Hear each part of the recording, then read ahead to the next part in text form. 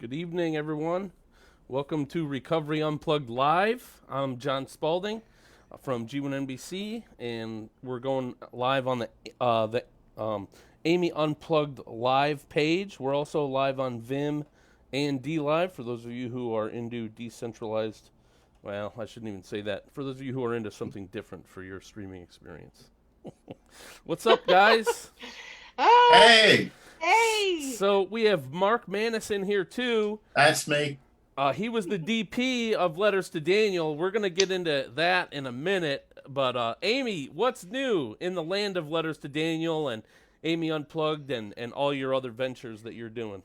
Okay, so we got an official selection into ICFF, and ICFF is the International Christian Film and Music Festival. And they guarantee if you're an official selection, you screen on an app for them. And to me, if we're just an official selection, it's not worth me going down there because when I went down there, that was the one festival that told me to my face that I'd had no business directing Letters to Daniel and I would never get it made. So there was a point of submitting it to them just to prove that I could do it. So I got an official, that the whole team got an official selection, and they announced nominations live tomorrow. Now and when I say they said I couldn't do it, I don't mean the festival director. The festival director is a sweetheart, Marty, and his volunteer army, the head of that, the volunteers and the people who run ICFF have always taken pains to see that my film screens, that it's a good experience, there's good sound, good projection. So I don't have really a beef with ICFF. I just have beef with certain members who attend ICFF. Ah, are we naming names live? No. Good for you. Good for you. Good for you. I have to go there. Well, you went there first. I'm just asking simple questions. And it's okay, not that this means anything, but it's Daniel Craig's birthday today. Aw, we should have had something we should have had something queued up for him.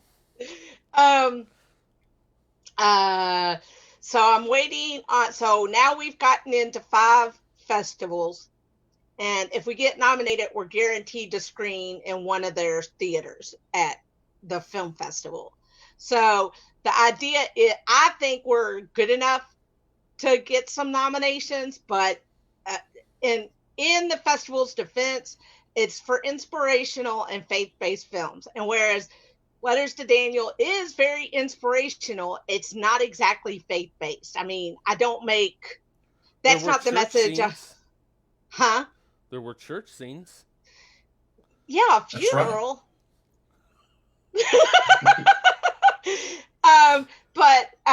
Yeah, there was a scene that took place in a church. One of the scenes didn't make the cut. That was supposed to be the daycare center anyway. But speaking of daycare center and church scenes, Yeah, that was fun, huh? yes. Yeah, you stood on the other side of the doors, kicking them back into play. You know what? I tell you, and I've said it before on this show, I've never felt sorrier for people that were in there because the gentleman that was working back there was just had teenagers that were helping him. And there was a lot of infants and toddlers. Like every now and again they would just kind of run through the door and we'd all be like, "Oh, wait, what's happening?" Right. And he was the one with tears in his eyes. Oh yeah. Yeah, he just wanted to be on set. Yeah. Anything else new? My manager is going to try to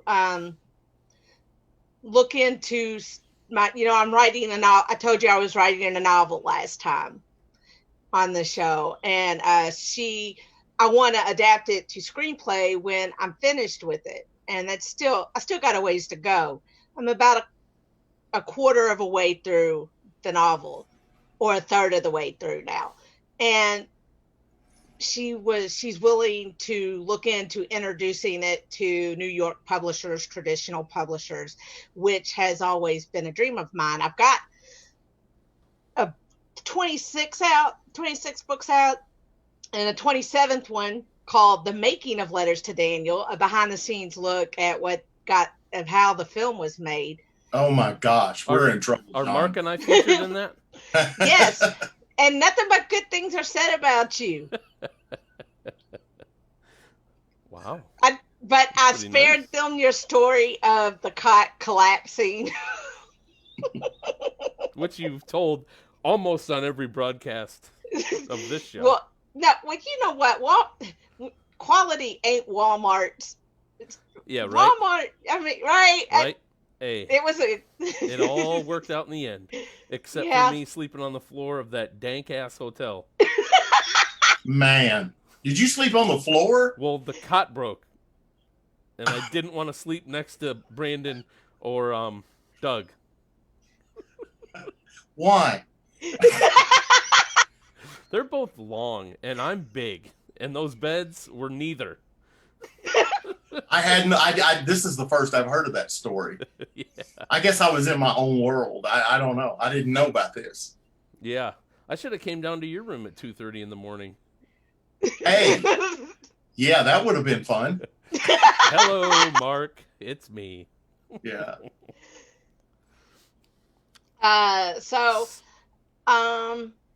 That book is due out, and they're all small press or independent published. And I know I have 11 Amazon bestsellers, but there's a writer, like if you are an author and you write a book, there is the dream of being on USA Today or New York Times bestseller list.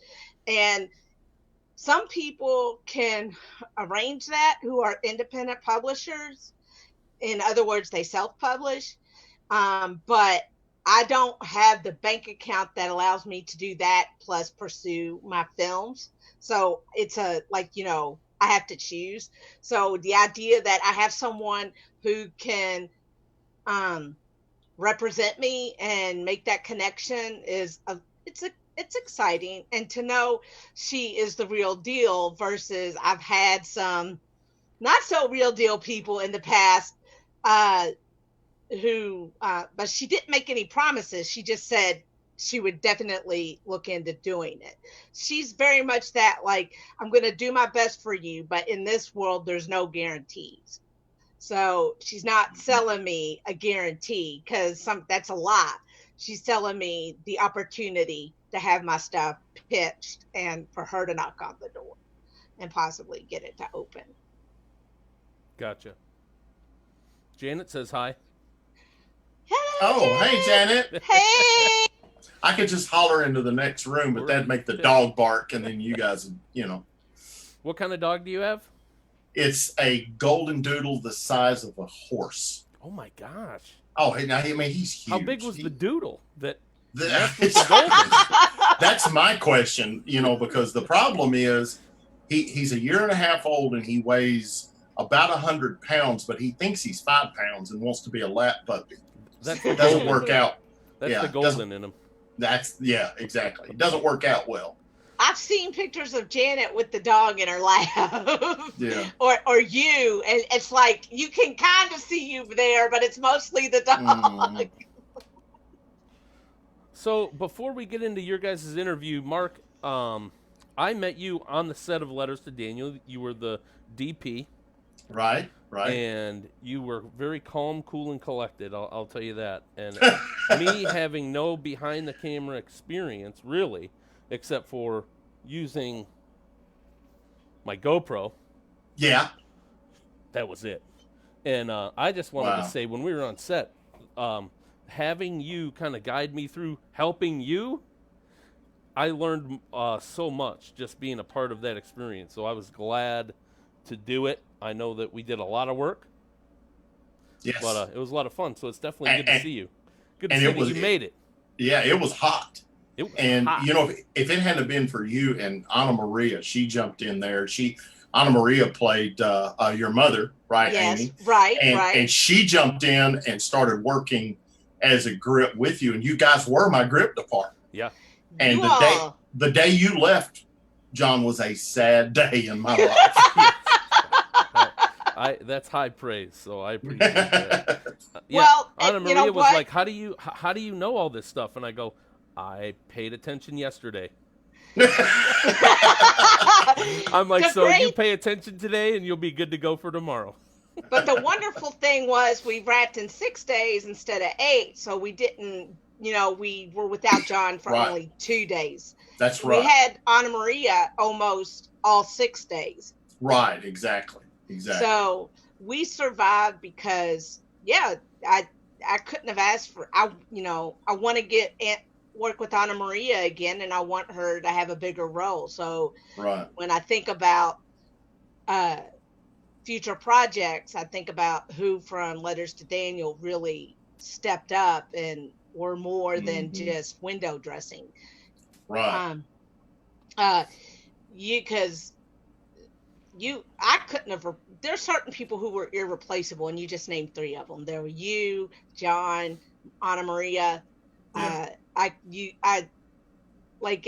And Missy was the set mom, because there were 3 people, and I'm one of them, that had moments where, like, when I thought we had lost that footage, I thought, oh my God, the movie's not going to make any sense. And it's over. And she said, calm down, Amy. And I just started crying. And she was like, it's okay. Doug broke down. Tim broke down. That was the scene from the church, right? That was when the camera was overheating. Yes. Yeah. Yeah, you know it's bad when the camera is overheating. Right. We all took a collective gasp, and you guys were kind of just like, all right, we're just gonna pause. We're gonna go home. We're gonna make sure that everything's all good, and right. Hope that everything's okay. I never was happier. I said, Doug, did you make backups? And he told me no at the end of it. And so when Clint mentioned to me that it crashed, I was like, oh God, please say he got it back. And then he immediately after that said, but my Mac computer took it and it's completely okay. And I was like, right. I know to have backups. I know I need 4 hard drives now. I was like, yep. The only reason we had 2 is because I didn't have enough money in the budget to buy 4. You don't want to do it like that. But we lucked out in some instances, and I'd say, oh, go ahead. Yeah, and unfortunately, sometimes you learn the hard way, and that's why I was saying, I like to have backups to backups to the backups. Yes. Because I've learned the hard way. That's what I do with my books. They're saved in 2 or 3 or 4 different places. Right. And I knew when Doug said he wasn't like Ray, I was like, oh, Doug, why didn't you back it up twice? But he in pre-production, that's where he really shined, and he hyper-organized everything, and that's where he really came through. And considering what he's going through now, I'm not surprised he wasn't much use physically. He has a condition, and he's had 2 surgeries, and he's still healing from the second surgery. It's hard. Go ahead. He has a spinal leak right now. And I thought, I'm glad Doug was on set. I thought he was going to have a cow when we used his car, but the scenes, whenever I watch them back, I'm kind of amazed at the way everything worked, that you got the shot for one, and that Jenny was able to act as well as she did, but she was rolling down that highway. Yeah. And it was really cramped because that vehicle was Justin's. Yeah, exactly. And it was really small. It's like it was at the last minute said, okay, well, what car are we using? I don't know, Justin, can we use yours? And so it's not like there was any pre-production planning, and we had to all cram in that. So you had How many of you were in there? Well, there was Jules, the sound lady. There was me. There was Anna Abigail. Maria. No, it was Anna Maria. Okay. because it was too small a space for Abigail. That's right. And then So- then there was in the front that were our actors, right. you know, were Megan and Jenny, and it was pretty cramped. Wow. And then of course when we picked Doug's vehicle, to use, we picked the only vehicle that had no air conditioning and had two windows that would not roll down. Yeah. Yeah. Oh yeah. Yeah. Oh yeah. But it looked good. It looked It good. did look good. I remember, and it fit like kind of like Amy and Missy's struggle. Right, like, exactly. You know, like that could be a legit car that they had. Yeah, exactly. It was amazing working with you, Mark. You gave me I benefited from all your experience, but I didn't feel like you were trying to take over the movie. And a lot of times you hear about first-time feature directors and DPs end up actually directing the movie and not the director. And you really made an effort to make sure I felt like I was directing that movie. Right. And I benefited from all your experience. I benefited from you being able to move fast and set up quickly. I don't think I could have done it with an experienced DP, and I certainly couldn't have done it as well. Well, you know, and the reason that we were able to move fast goes right back to John and Anna Maria. Yeah. And the others. I mean, everybody just pitching in and making things go fast, you know. I feel like I never had a crew that big, even though it was a pretty small crew. Yeah. Altogether, there were 9 crew members, and but you know what that's like. Sometimes it's just you and Janet. Yeah. Yeah. Sometimes it's just you and one other person. But I knew for Letters to Daniel, logistically, I was going to need all the hands I could get, and I could. They said, "Oh, you need a production assistant." I said, "These people are going to have to be both production assistant and you're going to have to wear many hats." The crew members wore multiple hats. That's if it. at all possible.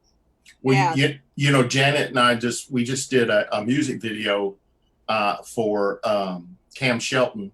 It's beautiful. Called Mama's Bible, and it's actually nominated for the Arkansas Country Music Association Video of the Year.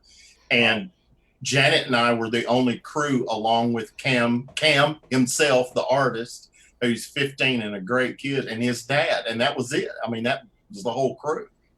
But you would never know it to look at. It's a beautiful video. Thank you. It's beautiful to look at. It's beautifully shot. And just, you know, and he's got a wonderful voice. He's got a big future. He's a good song. I mean, he wrote the song. You know, he's a great songwriter too. And he harkens back to the kind of country I like. It's not necessarily pop, but when I think of country, I think of Loretta Lynn and just that really and the man George Strait. I mean, you know, the man. He's got like something like 50 #1 hits or something. Oh yeah, he's like the most successful artist ever, and you wouldn't know it. And okay, so we're gonna watch the It Knows trailer, and then we're gonna get into your interview, Mark. So tell us a little bit about the film, and then we'll watch the trailer, and Amy will take over your interview. Well, It Knows was born on a lake in northern Minnesota in November at 25 degrees, wind blowing 30 miles an hour, getting snowed on 5 times while I was shooting a fishing show, and said, you know what, I'm getting too old for this. It's time to make a move. And I literally wrote the outline on the way back on the plane coming back between Minneapolis and Memphis. And then my writing partner and I, Rob Winfrey, got together and we wrote the screenplay. And it's a study of, and we'll get into that later, it's a study of PTSD. And some of that came from my wife, Janet, from her childhood, and she suffers from PTSD. And she said, it's okay to talk about it. In fact, she said, if it helps one person to talk about it, she's all for it. And because PTSD is not just, it's not just soldiers and firemen. There are childhood traumas, unfortunately, and that's the subject matter this deals with. Wow. Okay. All right, guys. So let's watch the trailer, and then we are gonna come back, and you guys will do your interview, and I'll be back at the end. Okay. All right, guys. Check out It Knows.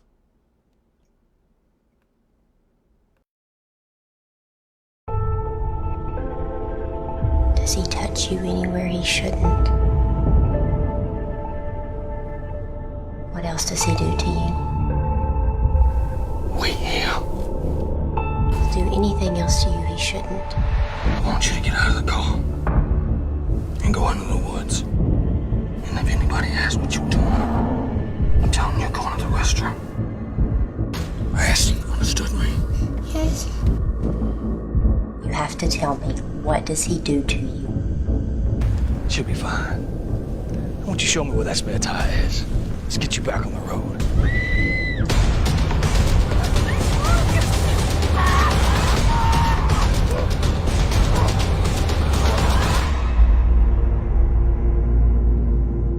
You can tell me. Tonight, we are thrilled to have the award-winning director of films such as Birthright, Top Cop, and It Knows, Mark Maness.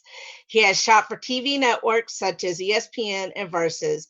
He has lensed movies for others, directed a multitude of music videos such as Mama's Bible for the young artist Cam Shelton. A cinematographer with over 30 years experience, I call him a friend and mentor. You are obviously a man of many talents. Why not tell us what first got you into the industry and how you made it happen? Okay. Well, what first got me into the industry, I'm from a small town of Brinkley, Arkansas.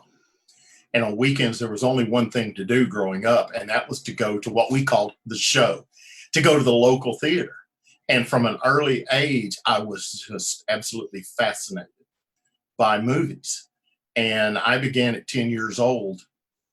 For when I was 10 years old, for Christmas, I asked for a GAF. Henry Fonda used to advertise them, a GAF Super 8mm camera, because I wanted to make films. And I'll never forget that Christmas morning when that's what I got. And then for my birthday, which was in October of the next year, I asked for a Super 8mm editor so I could cut the films that I was making. And that's how I got started. And when I was a senior in high school, I got a group of friends together and we raised money and we made a film shot on 16mm. Wow. And so right out of high school, I just really didn't have the money to go to film school. And I took college courses and such, but I ended up going to Jones Productions in Little Rock, Arkansas. Walked in off the street with a little demo reel of my movie I'd made in high school. And Gary Jones said, okay, I'll hire you. And it was a freelance deal, but he started hiring me on gigs. And I learned by doing. Of course, I had been studying it basically my whole life to that point. And then the next thing you know, I got a full-time job shooting fishing shows. And that's day in and day out my day job that I've used to make a paycheck. I've done that, and that actually was a great ground for a learning ground for getting experience behind the lens. And I've since gone on to do other things, but I still do the fishing shows. I still work doing that too. And so I do a little bit of everything. Okay. We met at the 2016 AOF MegaFest, where you Right. told me I wasn't from the South. It was also the birth of our friendship and mentorship. The following year, you bought It Knows, a chilling take on the impact of trauma and what it could set someone up for in adulthood. What inspired It Knows? You've kind of touched on this already, and why did you feel compelled to make it? Well, you know, the survivors of childhood sexual abuse suffer as adults in their relationships, and it comes back to the PTSD, the post-traumatic stress syndrome. And I've done a lot of research on that, and Janet and I had spent a long time talking about that, and that was the impetus to sort of highlight PTSD and to to develop a story that was different and unusual, but at the same time had a point. And part of it was inspired by Janet has told me that like she can't remember, the only cartoon she can remember as a child was Bugs Bunny for whatever odd reason, but everything else is blacked out. So the memories can sometimes be repressed to a point that you can't remember, but they come out in the form of nightmares and other things. And so Rob and I took that idea and we turned it on its side a little bit and got a little bit more dramatic with it. But some of those scenes are actually pulled from real life experience or have a basis in real life experience. And it also, I've always wondered the question, and I don't want to give away the plot, but sometimes there'll be a traumatic family event and with a horrible ending, and all the neighbors say, I don't understand why. He was the greatest guy. He was a good family man. He was this and that. And I've always wondered what happens to someone to make them snap to that point. And do they really have control over it? And all of this, Rob and I discussed. I had, like I said, I had the basic, just the barest bones of the outline. And then Rob and I got together and we just started to flesh it out. And we actually had a screenplay in about a month to a month and a half. Okay. PTSD is, and you've touched on this also, is often seen as strictly a soldier's mental illness. While that is true, anyone can experience who experiences trauma can be diagnosed with PTSD and experience it. And have you had any experience in dealing with PTSD directly or as a caregiver? Sure. As there are so many experiences that can cause PTSD. And as I spoke about my wife, Janet, and Janet doesn't mind me talking about it. Like I said, she told me if it helps one person. She had some very traumatic things happen as a child that affected her adulthood. She still tonight, will suffer nightmares. And she'll have nightmares of things that she can't remember. And when she wakes up, she doesn't remember the nightmare. She just knows that she's had one. She doesn't remember what the nightmare was, but she knows that she had one, or I know that she had, because she'll wake up. And it's not just that. A good friend of mine worked on the highway department, and he was they were putting down traffic cones, and he watched as a truck on the other side of the interstate where they were putting down cones. One of his best friends was in the back of the truck putting down cones in an 18-wheeler. The driver had fallen asleep and barreled right through the little towing sign and went up and landed right on top of that other truck with his friend in it. And he told me he had nightmares. He would wake up screaming in the middle of the night. That's PTSD. That's post-traumatic stress syndrome. He was a soldier, but he wasn't suffering PTSD from a soldier or being a law enforcement officer and seeing that. He witnessed that traumatic event, and it forever changed his life. And I think that's really important for people to understand.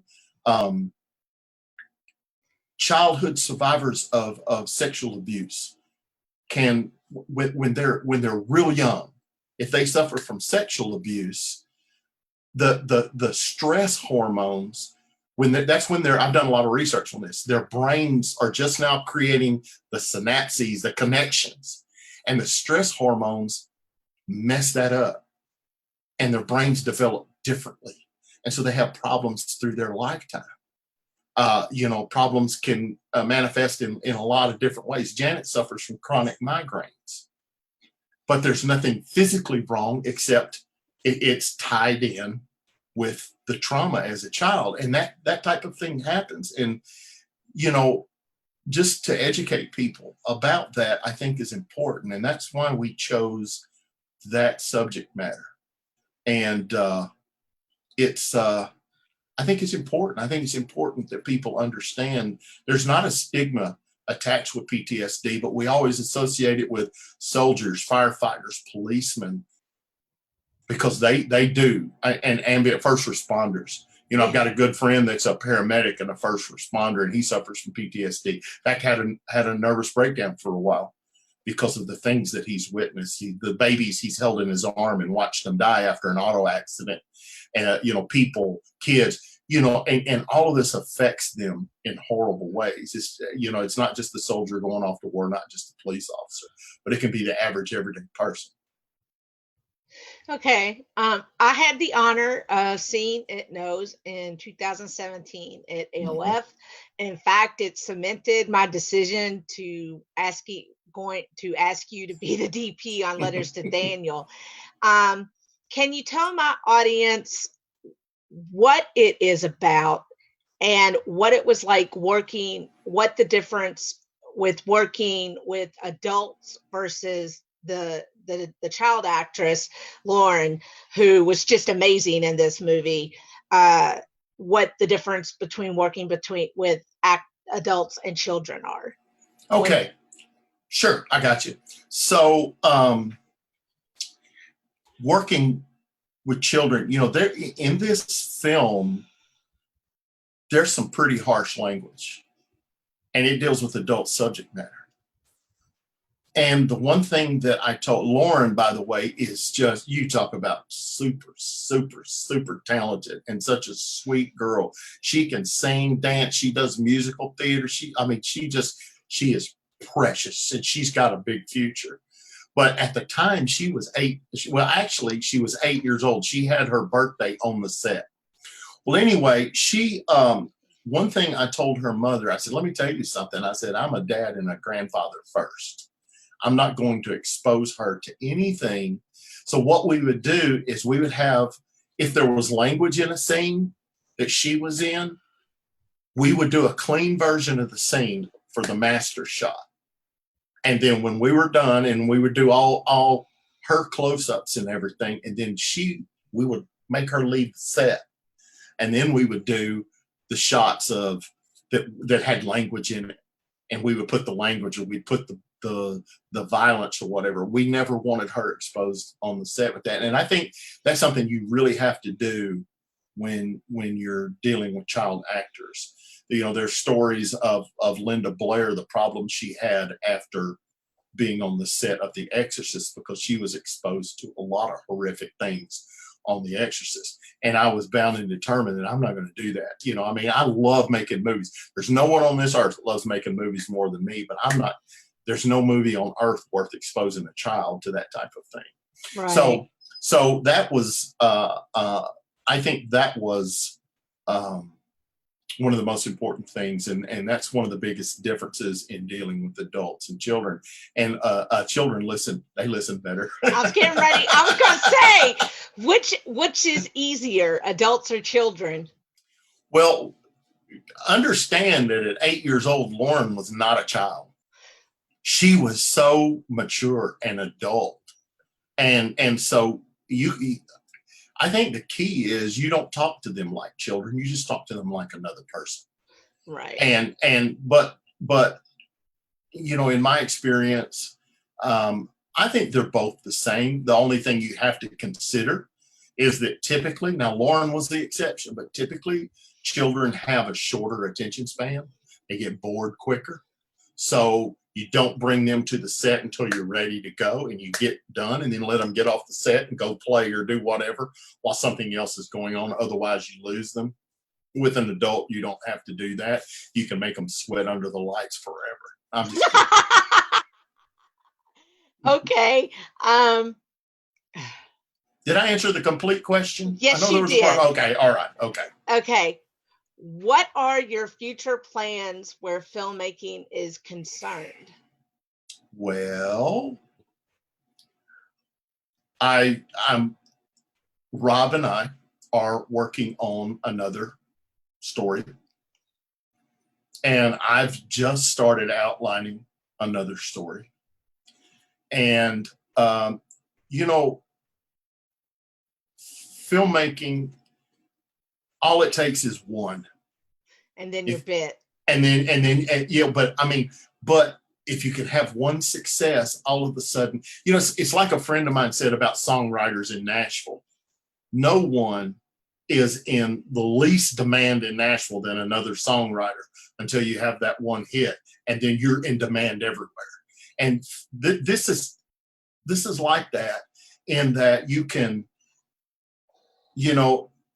all you got to do is hit that one. But here's the thing, and this is people that know me will just absolutely go, oh, because I say this every time. Actually, I got two sayings that I say every time. First is, you cannot hit a home run unless you're swinging the bat. That's number one.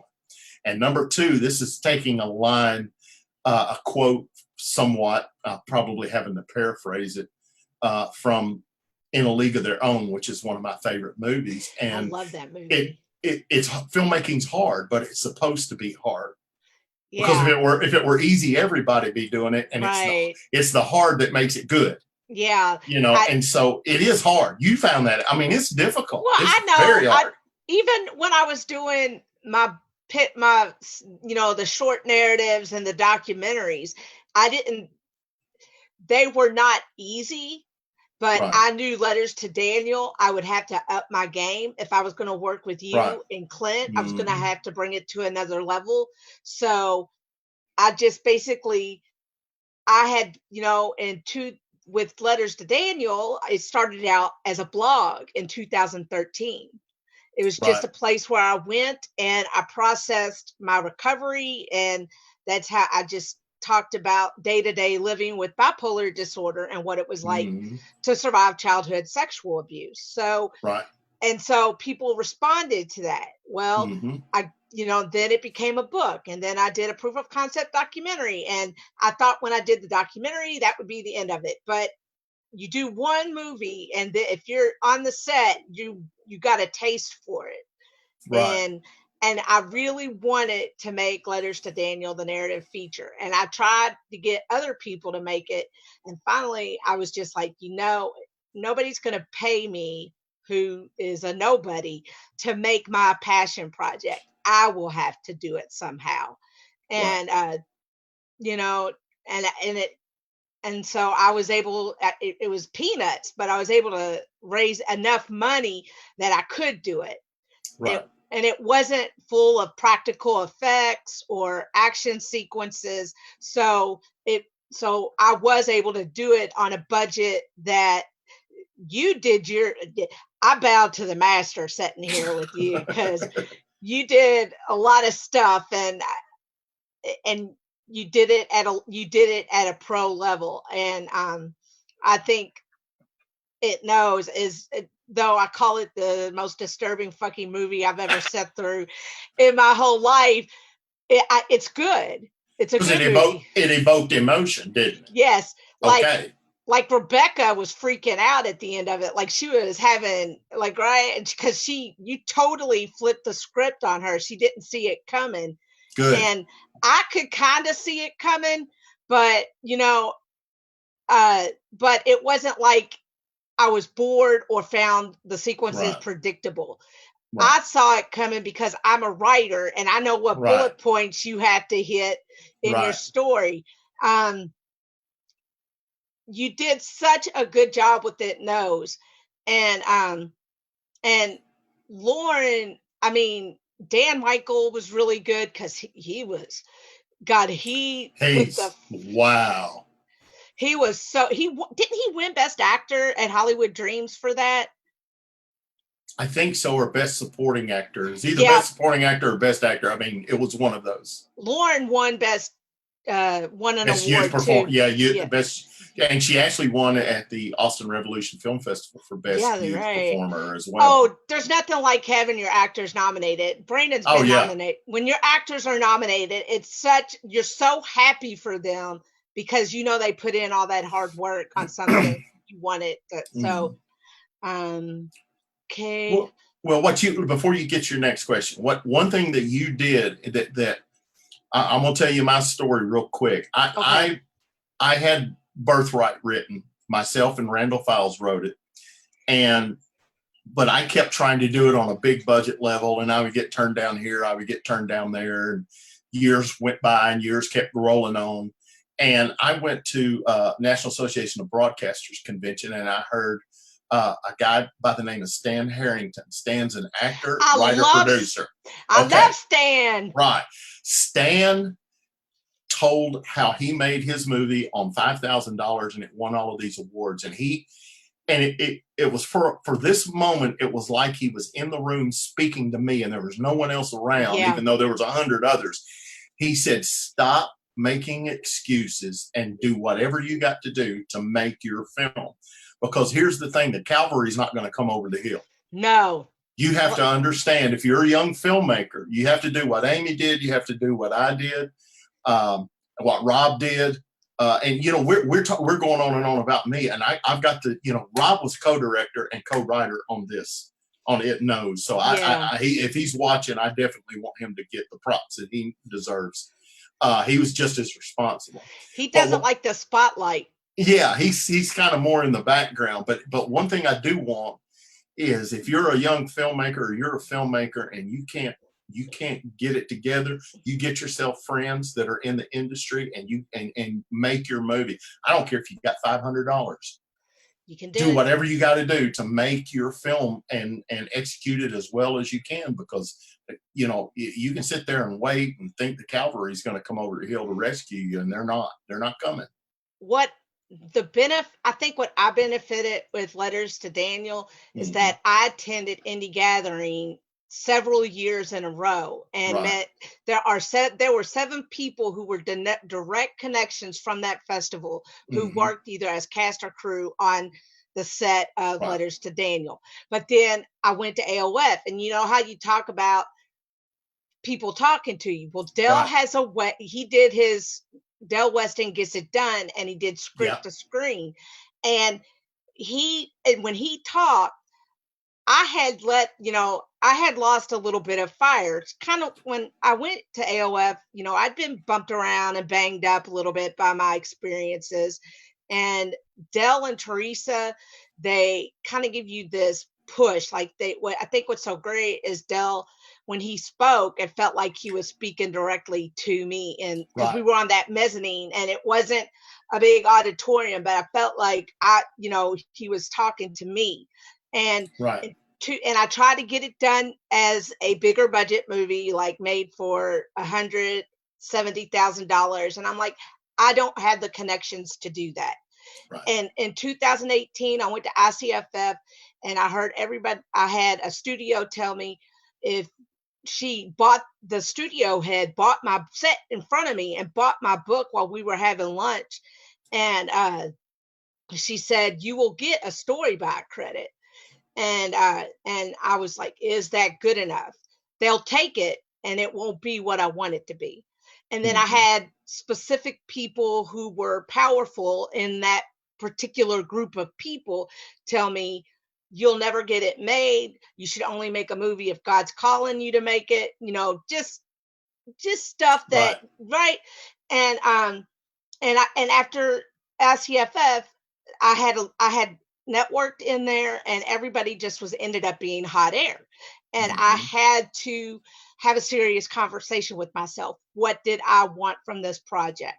And then I just I said, Missy, we're making this movie. I said, somehow we're going to make it in 2019. And that's that. We will pick the dates after we get our cast together. And I happen to find he drives me crazy because he oversteps sometimes, but he's a newbie, but he was, he tried very hard to raise funds for us. And he worked as hard at promoting Letters to Daniel as me or Missy did. And that ended up being the difference between us getting it made and not getting it made. And I asked you, and I met you and Clint from AOF. So it was the AOF Indie Gathering team. I made a big enough name. Me and Missy made a big enough name for ourselves in Ohio through Indie Gathering that we had a lot of our Ohio people on our set too. So it was like between those two festivals, it got done.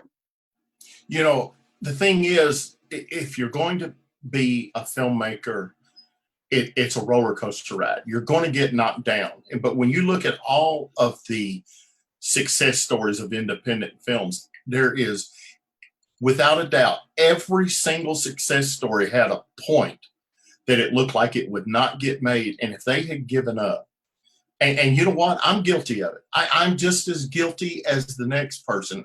I have 3 different times I've been either greenlit or almost greenlit, and it's fallen through. The worst one was a film that called When the Dead Laugh back in 2007 that I had a guy who was repping it, and the next thing I know, a lady from Lionsgate called.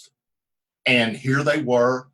They wanted to do it. We were on their slate to do. We were working on script changes all through 2007 and 2008. We were working on script changes, and it was going to be on their 2008, 2009 slate. And we were going back and forth on the screenplays and that screenplay pages. Randall Files was the writer on that with myself and a gentleman named Jim Mirabella at the time. And then the stock market crashed in 2008, September. I'll always remember September 2008. And then shortly thereafter, I got the call from Lionsgate that said because they're a publicly traded company, they lost a lot of money.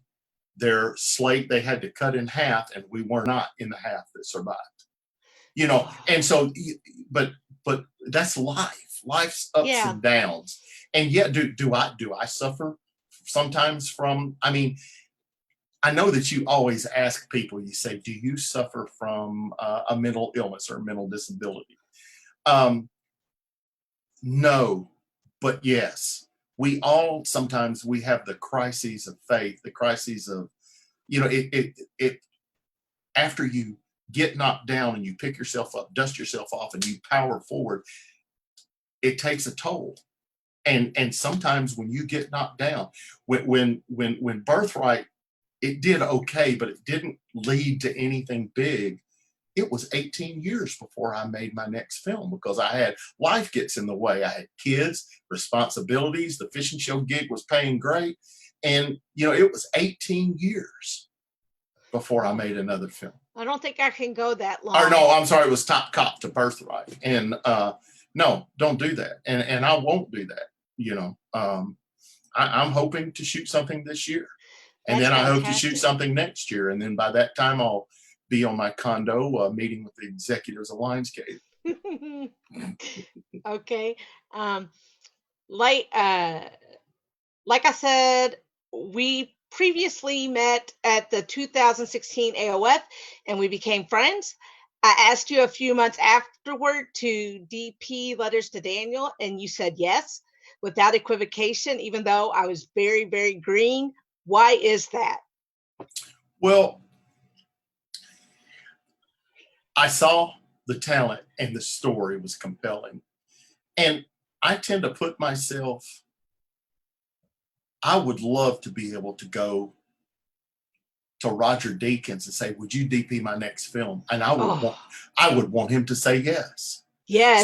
So if somebody asks me if it's in my ability to do it, if I've got the time and can help, I would love to, because when it gets right down to it, I love making films, whether it's sitting in the director's chair, sitting in the cinematographer's chair, or like on It Knows, doing both. I was co-director with Rob Winfrey. It's just the process of making films is what I love. I love it. And that's why the music videos, that's you get to stretch your creativity. Don't get me wrong. I shoot and edit. You know what my schedule is. I've been on the road almost constantly for 3 months, it seems like. And I've got I'm shooting camera and I'm doing editing, but there's something about the creative when you're really getting to stretch your limits and to experiment with new lighting techniques and things like that just really recharges your batteries, if that makes any sense. Yes. This past summer, we got off to an inauspicious start in the motel I placed everyone in was an embarrassment. Thankfully, you stayed and did not return to Brinkley. That first day of filming, we were locked out for an hour. Your experience and quick thinking allowed us to utilize that hour. What were your impressions of me as a director that first day? Well, they were fun. It's all beyond the things like that were beyond your control. Now, the only thing I was worried about the hotel, it's not. I mean, in doing the fishing shows, I've stayed some places that were a little sketchy. But when you got a trailer full of equipment, then and it's all yours, and that begins. But there were no problems. There were no problems. And then, when sometimes like we were locked out of the building, and when you don't know what to do, you do what you know. And I said, well, we've got exteriors here. We'll start on the exteriors, and hopefully by the time we get that done, somebody will be here to let us in. And but no, no, it was not a negative impression. And first days on productions are always tougher. On the second day, we were locked out of our location for 2 hours. Okay, maybe then it got thin. No, yeah. What was unique about our location, and what tips and tricks did you impart to me that saved our butt when the projector didn't work? Oh, okay. That was which location? Oh, that was the convention center. Okay. Yes. Okay. Well, we didn't have a projector that we were supposed to have. And actually, if I were to shoot it again, I'll be honest, I would shoot it differently. But I said, well, we cut 2 thin strips of wood, or 2 thin cardboard, excuse me. Cardboard, yeah. And we took a light and we shined it on, we had everyone else dark, and we shined it on the back of them like a projector shooting over. And then we just took those pieces of wood in front of the light and moved them like that, so it looked like a shutter flickering. And I guess it worked okay. It's sometimes you have to improvise. Letters to Daniel, at its heart, is a story of friendship withstanding mental illness, specifically bipolar disorder. What was your impression of Missy during our shoot and her role in taking care of me? It, not only just in the story, but witnessing it in life, she's your rock. Everybody just about has to have a rock, Yeah. And Janet's my rock, and I probably don't say it enough to her. Well, I know I don't, because she reminds me that I don't. But everybody needs a rock, and she's your rock. She keeps you grounded. She keeps you focused. And the thing is, it's easy, not just with bipolar, but just it's easy in life to get unfocused. Too many people get unfocused, and they need somebody to help focus them and bring balance. And I witnessed that that's what Missy does for you. And it's not only through the screenplay, but just witnessing it in life. When things would start to go awry and you'd start freaking out, she's like, okay, just calm down. It's going to get handled, Yeah. And that's natural. That's natural for somebody to get frazzled, especially a first-time director, Finally, on the third day of filming, we shot at my church for a very solemn scene. We kind of talked about this at the beginning. We had an actor, no call, no show, a tornado warning, and a church full of screaming kids. What was your impression of our cast and crew and how we handled all of that? Well, that's just another day on the set, isn't it? So everyone handled it. John was the trooper. When you guys had scouted the location, we're in a church. Well, we didn't realize that there was a service when we were going to be there, not next door, but on down there. But the bad part is right adjoining to us was a daycare for the service. And there were kids in there that were doing what kids do in a daycare, but John handled it really, really well. And actually, I don't think it was so much the daycare as it was the restroom for the daycare was right there. So they would bring groups of kids out, and the kids aren't going to be quiet. I've got 2 grandkids. One's 4 and one's 2.5, and they are not going to be quiet. And but everybody we got it handled good. Nobody panicked. we got all the equipment in before the storm hit, and then we had tornado warnings. I mean, but that's okay. Hey, that's life in the South. That's Well, the but shit. you don't really live in the South, not really. Oh yeah, I live in the South. Man, you saw the city I lived in. Yeah. That's the South. Uh, now let's have a little fun. If your life, Uh-oh. if your life were a movie, what would the title be? Oh my gosh. What would the title be? If my life were a movie, what would the title be? I got it. What a ride. I like it. Yeah, what a ride. Because I tell people that we're not meant to spend our whole lives and arrive up in heaven with an unused body. We're meant to slide through the pearly gates sideways with a box of chocolates in each hand, going, "Wow, what a ride!" So, what a ride. That would be it. What a ride. Exactly. Okay. If you could cast anyone to play you in this movie, who would it be? One of two people.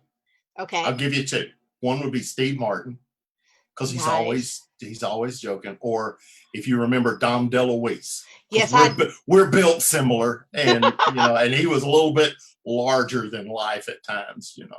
Okay. Maybe John Candy, but he's no longer alive. But he'd be there in spirit. In your life, what are you most proud of in your personal life? My wife and my kids. Seriously, I'm not pandering. I know that. Look, when I ask that question, a lot of people say the same thing. Yeah, I'm going to give her props, not just because she's in the next room, and I know she's watching, but I really, my life, when we got married in 2012, my life changed directions because I had a support system. I had a cheerleader that would sit there and tell me, "You can do this," because a life as a creative is up and down, and I mean, even Steven Spielberg talked about self-doubts, and he said that when he walks on the set first thing in the morning, he's in a panic and his stomach's all churned up, and you experience that. You experience self-doubts. Yeah. And it just takes somebody like Missy is for you, like Janet is for me, saying, "You can do this. You can do this." There's actually a line in the movie where Missy says, "I believe we can do anything you set your mind to." That's it. And so that's you can't, and I consider myself as strong a person as anyone, but you always have that self-doubt at times, because not everything's going to go your way. And I consider myself pretty unflappable. But again, in this business, you get yourself knocked down 100 times. It tears my guts out sometimes to read negative reviews on Amazon on It Knows. And I know it's not for everybody. That's why we have chocolate and vanilla. People like different things, and it's not going to be everybody's film. It's not a film for everybody. No, and you got to realize there are trolls on Amazon who will give you a negative review just to punk your ranking. Yeah, exactly. And so, but sometimes it takes somebody like a Janet, like a Missy, to say, "Hey, don't worry about it. You got what it takes. Just keep going." And that's why It Knows got made, because she said, "You can do this." And she was there all during the process. Bless her heart. She did all the catering. She did all the cooking for the entire cast and crew. And I mean, that's the one thing that I feel like, if you're asking people to work for little or no money, you gotta feed them. You gotta feed them well. And and we fed them well. She cooked these. You probably heard Anna Maria talking about it. I mean, the whole huge table would be full of everything, and there would be different choices because this person's allergic to this person needs gluten-free, this person needs that. And bless her heart, Janet she was on set not near as much as she'd like to be because she was preparing meals, and but that kind of stuff's invaluable. And Janet now she works side by side with me on the Cam Shelton video. She was my crew, and she picked the wardrobe for him, and you know, it's just that kind of help and support's invaluable. Yeah. What professional accomplishment are you proudest of so far?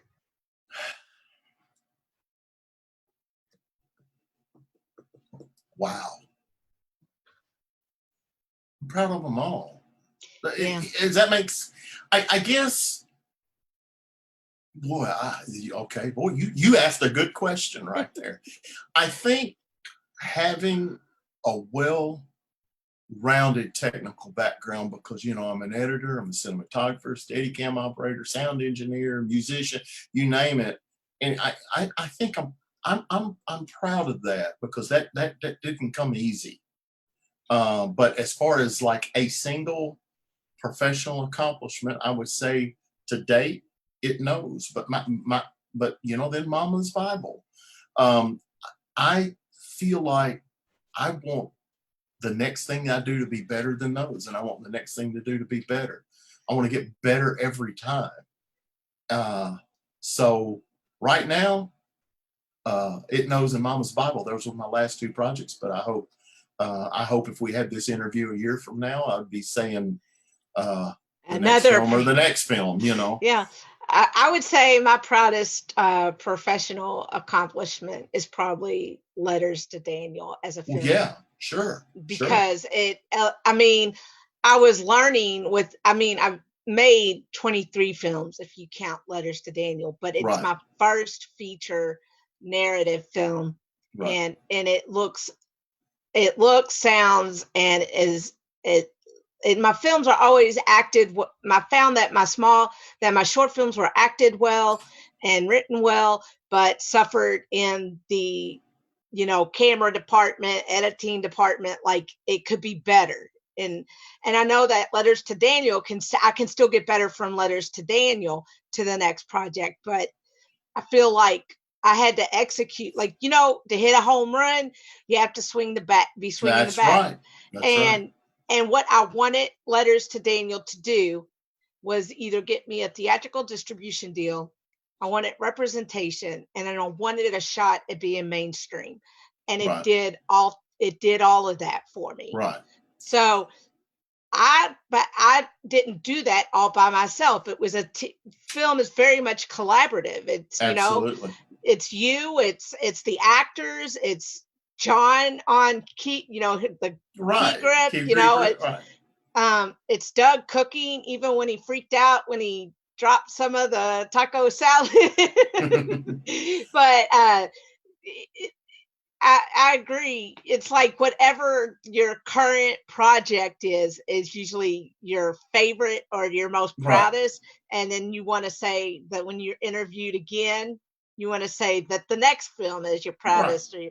But I think Letters to Daniel is always going to be special to me because it was my first feature. Right. And it's about my life. And, sure. Yeah. So, but am I going to make better films than that? Well, I'm hoping the Guardian pilot that I'm getting ready to shoot, once I get the money in line, is the next step up. So, and you know, you just touched on something that's the hardest thing in filmmaking. You know, if you want to be an artist and you want to practice your art, all you need is some paints, some brushes, and a canvas. If you want to be a filmmaker and you want to practice your art, you need people and you need money. You need money because, you know, people will only work for free and can only work for free so much. And even if everybody works for free, it still takes money. You got to feed people, you got to pay transportation, you got to pay hotel rooms.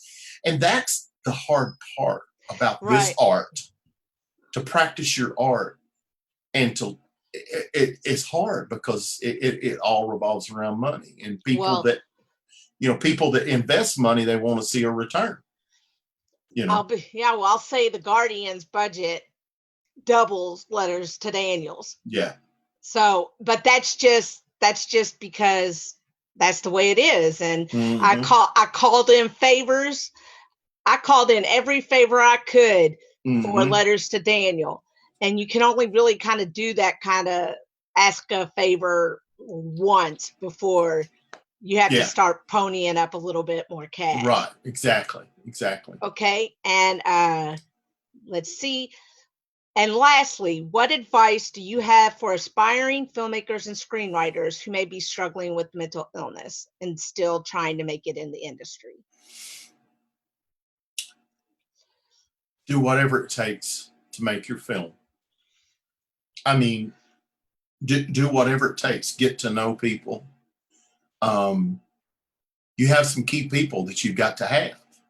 You have to have a good cinematographer, or at least a competent cinematographer. Yeah. You have to have an experienced sound person. One person you and I have in common with is Valio. I met Valio. Valio is the composer. Was a composer on Letters to Daniel. Was a composer on It Knows. Yes. I actually met Valio. I had when It Knows premiered at AOF.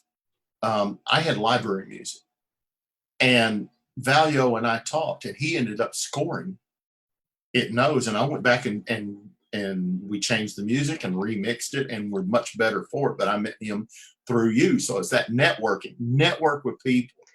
Network, and don't let your mental illness. If you have a mental illness, don't let it stop you. Get treatment. Get treatment. And I found that, okay, so the writing was part of the healing process. Right. Now, directing and production is more expansive, and it made my mood more expansive. So even though I wasn't totally out of my mind, I was probably hypomanic or manic while we were shooting. And whenever, and there's pictures of me on set, and I have this vacant look in my eyes.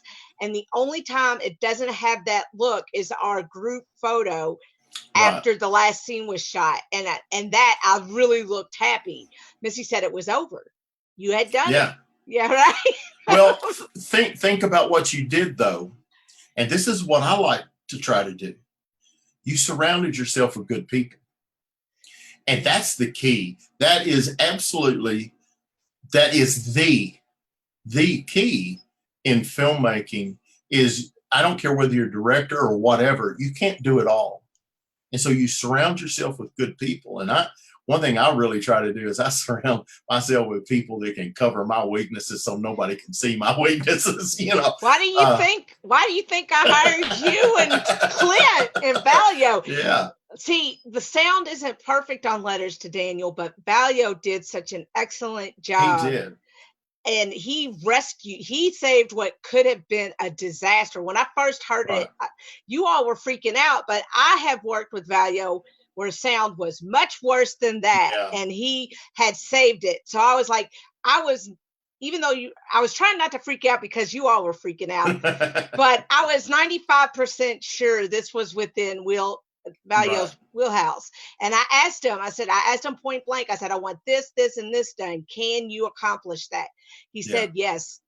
He just told me, yes. He didn't even equivocate. He said, yes, I can do this. But see, what did Clint do as the editor? Clint covered my backside a bunch of times. I promise you. I hope Clint's watching, because I can promise you there's some stuff in there that probably was subpar, and he was able to edit around it, because when you're going so fast and in the heat of battle, you're just having to get it down, and Clint worked wonders with it. So, well, it's like he gave me the first cut, and it was 45 minutes long. I said, I want an hour-long film if you can give it to me, because that will raise it to feature in film festivals. I understand if you can't use there were certain scenes that weren't in there, but that I told him to put back in there. And so he said, this is what I think I can do. If you let me edit for emotional impact as opposed to sequential order of your script, I think I can get those scenes back in there and make it make sense. And I said, do it to it. Right. He covered a good editor a film is made when you write it, when you shoot it, when you edit it. It's made 3 different times. And Right. you need to, like, right. And we got enough good stuff down that Clint was able to give me, when he sent me the last cut, I was at AOF last summer when it was like the last cut before I sent it off to Valio. And he had edited out all the places where there were people talking in the background and stuff like that. Mm-hmm. And I've watched it and I was like, this, when it has music, is going to really be special. Right. And yeah, I subscribe to the Ron Howard theory. A film is acquired on set, but it is made in editing. yes. And, that's coming from the editor in me too, because I actually started in the edit room. I edited long before I was shooting professionally. And so getting back to the advice is surround yourself with good people. Don't cut corners on the cinematography. Now the camera doesn't matter. The most useless question that I've gotten during these question and answer periods after the film, the most useless question is, what camera did you shoot it on? That doesn't matter. I don't care if you're using an iPhone. It doesn't matter. It's getting the content, and using the best camera that you can afford at that time. But it's all about what's happening in that frame, So have a good cinematographer, have a good editor, have a good sound person, and you're 90% there. Of course, I'm talking about the technical aspect. Yeah, right. Obviously, the cast is the other aspect. It's cast. I think I got what we went through an evolution period where we cast initially the whole thing in 2015. 9 days out from production, it all falls apart because my cinematographer and other producer, who was the cinematographer, they said, "Oh, we can't make it down there."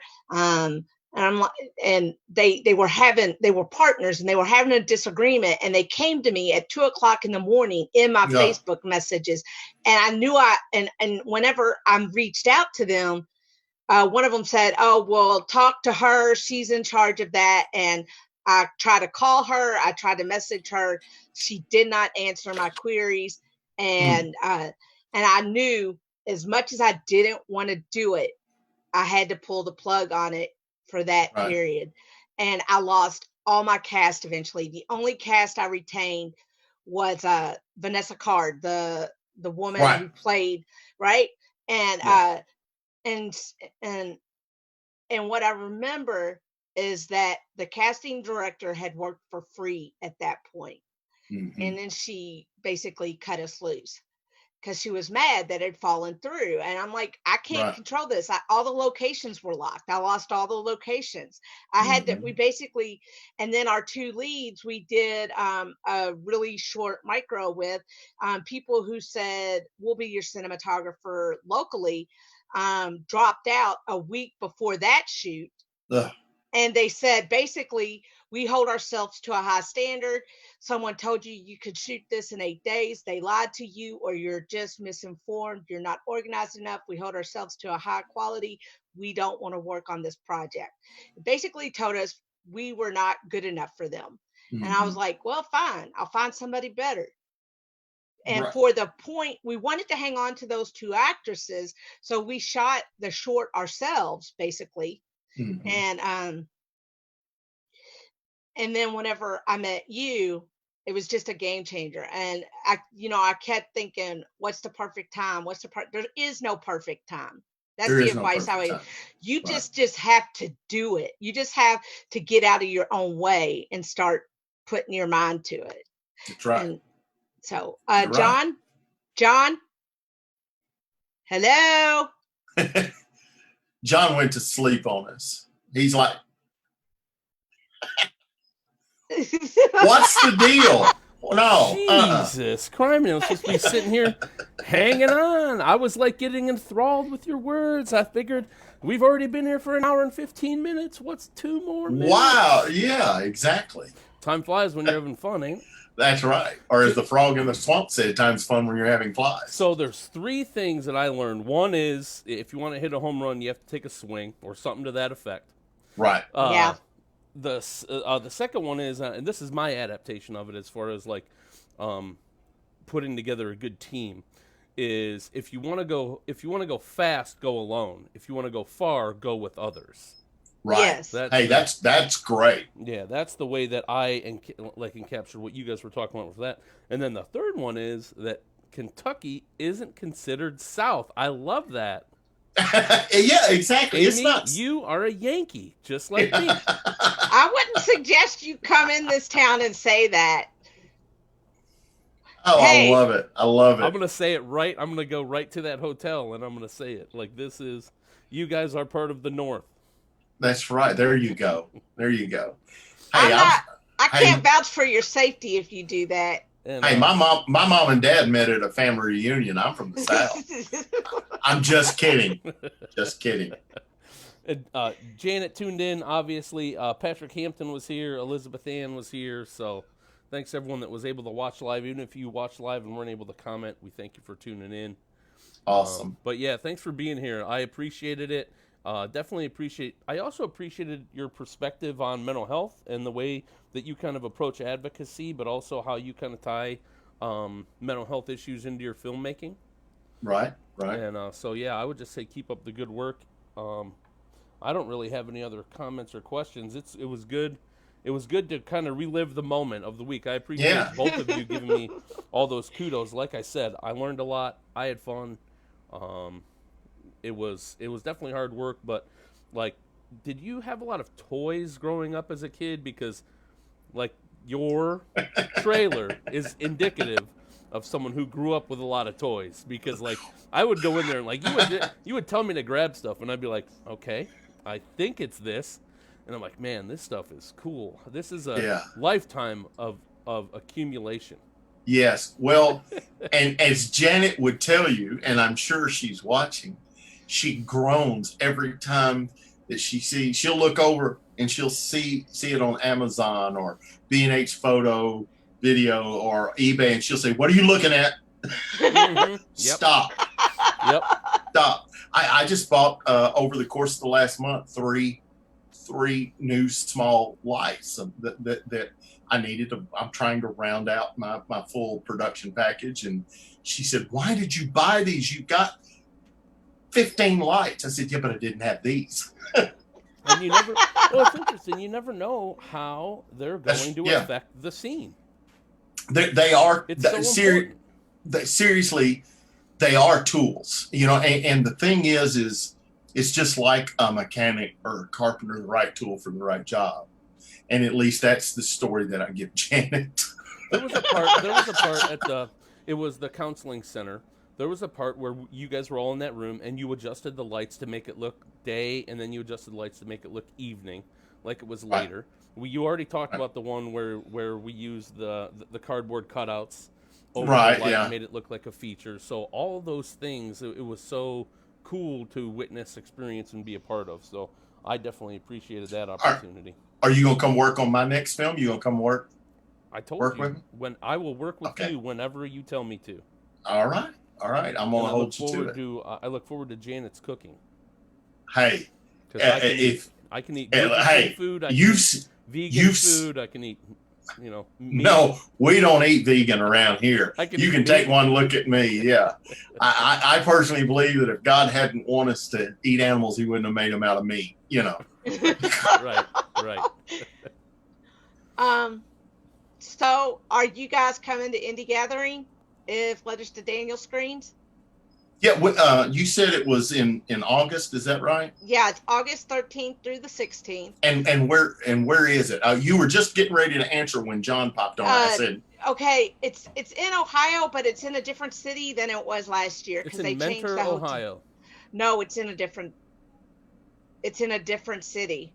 they got a different location From this last year even? Yes, Oh. because they were trying to accommodate their sister festival, the International Horror Hotel, and they had to. That hotel is in Independence, Ohio. You got to make sure you say that one, horror hotel. You got to make that distinction. It could be one of these hotels. I've lived right across from one, and Janet sits out there and watches the parking lot. She calls it the no-tell motel. So, Indie Gathering. The website is theindiegathering.com. okay. Right. And all the information is there. I have enough passes I've submitted 11 projects, Oh wow. 4 scripts and 7 videos. 4 of them are episodes of Recovery Unplugged. And there's Letters to Daniel. There's the Letters to Daniel trailer and the Recovery Unplugged trailer. So I have enough passes for you and Janet to come. Okay. We may try to do that. I don't know. August is so far out for me to plan right now. But Right. I would love to try to come. I'd love to submit it notes. Yeah, you should, because in my opinion, the quality of horror films would be greatly elevated to have your film there. Well, thank you. I appreciate that. That means a lot. And even though I want to win the overall belt, I basically sink my chances by I'm inviting you and Clint to submit. I'm like, there's no way Letters to Daniel can power past those films. No, it's about story. It's all about story. If you do win that belt, Mark, I will make you the new host of Recovery Unplugged Live. We'll kick Amy out. Yeah. Oh, yeah. Amy, I didn't stop the stream yet. Everyone saw that. All right, everyone, we're having too much fun. We're going to continue this conversation offline. Amy, who is next week's guest on Recovery Unplugged Live? Okay, she was an actress on set. She played 2 different roles. She played the receptionist at the Good Psychiatrist, and she played the psychiatrist in residence where Amy initially goes to get diagnosed, Julie Westlake Suter. All right. Sounds good. So, Mark, thanks for being on here. Absolutely. Had a blast. Mark Maness Productions. Where can they find you? They can. Interwebs. Believe it or not, I don't have a website. Isn't that crazy? Facebook? They can find me on Facebook. Just look up Mark Maness. Twitter? No Twitter. I'm not a twit. I don't. Hey man, I'm lucky to be on Facebook, but you can find me on Facebook. There you go. Yeah. All right, everyone. We'll see you next week. Awesome.